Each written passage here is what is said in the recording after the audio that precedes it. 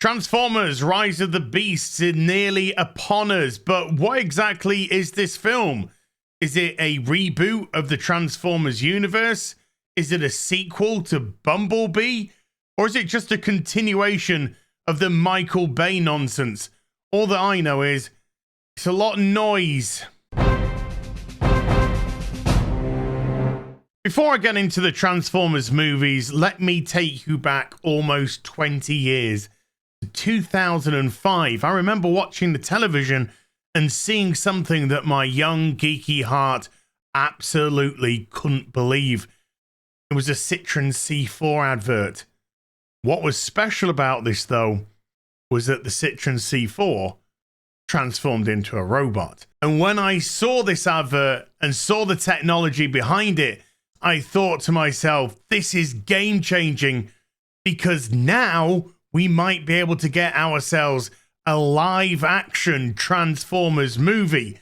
And what was really special about this Citroen advert is the fact that the car actually looked like a proper Transformer, not the Michael Bay type of things that we eventually got 2 years later. Holy Jesus.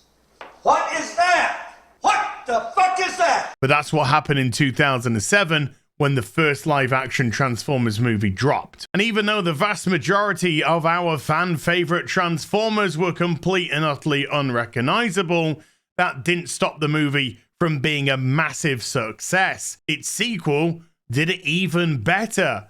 But by the time the third movie rolled around, the domestic was dropping off. However, China really came into play now, and the international market thrived for whatever reason. Same with the fourth, a bigger drop off on domestic, but a very powerful international. But by the time the fifth movie came around, even China were getting sick and tired of this nonsense, and it did significantly less than the previous. They tried to shake things up a little bit, going for that 1980s nostalgia by bringing out Bumblebee, a prequel set in the 80s. However, for the first time, we actually got to see Transformers the way that we knew how Transformers were. They started to look a lot more like their G1 counterparts. And not only that, it was set on Cybertron. At least the opening section. The part that everybody seems to like. Why did they just suddenly turn on? However, even though it was a pretty decent movie, certainly comparative to the others, box office wise, it didn't do very well at all. And suddenly we had a 5-year silence until Rise of the Noise.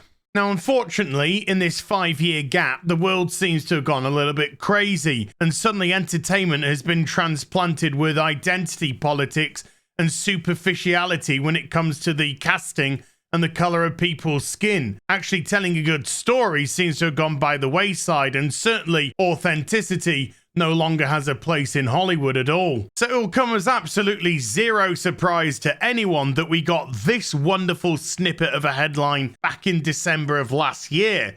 Transformers Rise of the Beast director Stephen Caple Jr. says, film will tell a story about Black and Latin culture.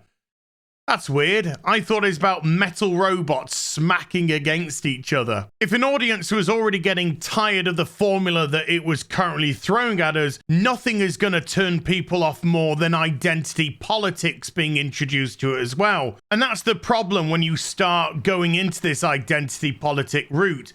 You no longer appeal to fans, you appeal to sub 50 IQ freaks like this, who start whinging and moaning that you're complaining about a franchise about CGI robots when it's all about race and diversity and inclusion and all that nonsense. So sometimes you just gotta wreck a bitch with some facts and logic that they just don't get.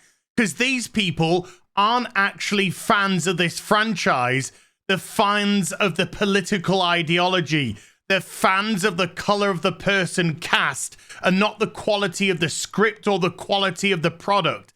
They're superficial people that won't invest in your product, and Hollywood is constantly appealing to them. But even with that said, I don't think that's going to be the main issue with this film. It's how it looks. That little ray of hope that we got at the beginning of Bumblebee, with pretty accurate looking Ratchet, an RC, cliff jumper, wheeljack. We even see Brawn getting thrown around the place, has unfortunately given way to more Michael Bay-esque crappy looking robots. Lord knows what RC's meant to be doing here. And as most people will probably tell you, the worst aspect of these movies tends to be the human element. So good luck going over to China and trying to push your identity politics there. I hear that it goes down really, really well indeed.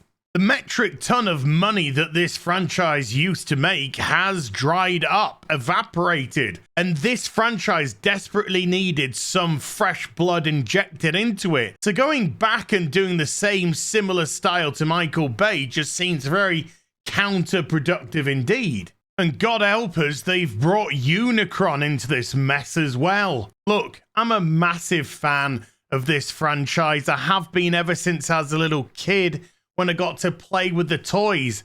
Now I'm an adult, and whereas I might not play with them anymore, I still buy them. I still put them in display cabinets with perspex fronts and nice lighting, so I get to marvel at how great they actually are. Something which has given me a source of so much pleasure for so many decades.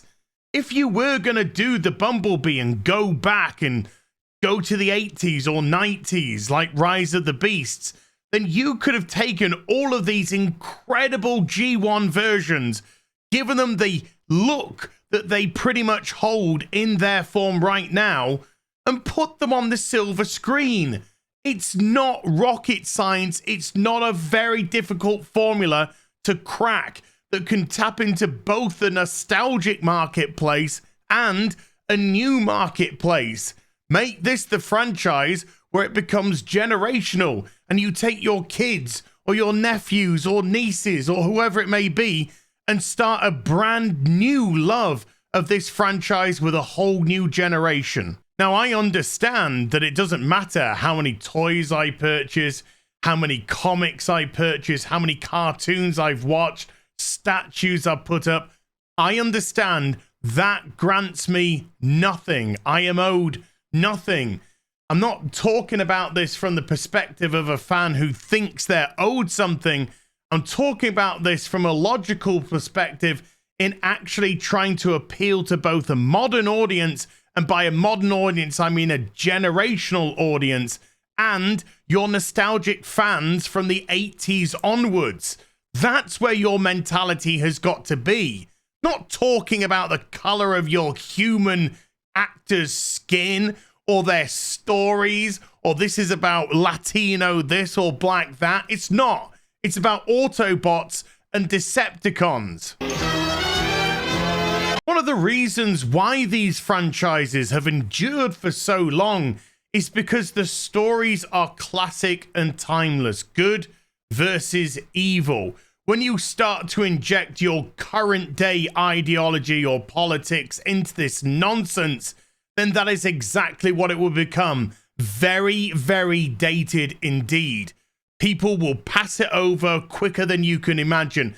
And this might have a great opening week. It might have a great opening weekend. Who knows? But what I will say is, when this franchise has already shown so much levels of fatigue, and yet bringing it back after 5 odd years, and you haven't changed anything that made that franchise weak, at least judging by your trailers that you've put out, then I don't exactly understand how you think this project is going to succeed. A vast number of robots that barely have any resemblance to their traditional counterparts, a director that wants to talk about race and ideology as opposed to why his movie is great and why you should go see it, and more importantly for me, an aesthetic which looks like the tired old versions that we had with Michael Bay that bear tremendous amounts of resemblance to those, and then just generic noise. There doesn't appear to be anything fresh, anything new,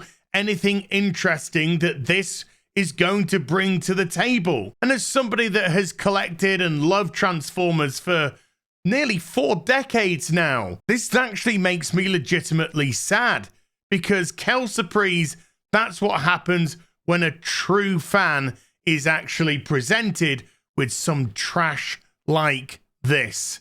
Let's see how it does after the first week. Will it have a huge drop off, or will it stay strong? Assuming, of course, it even starts off strong. I'll see you in the next video. You take care. Bye for now.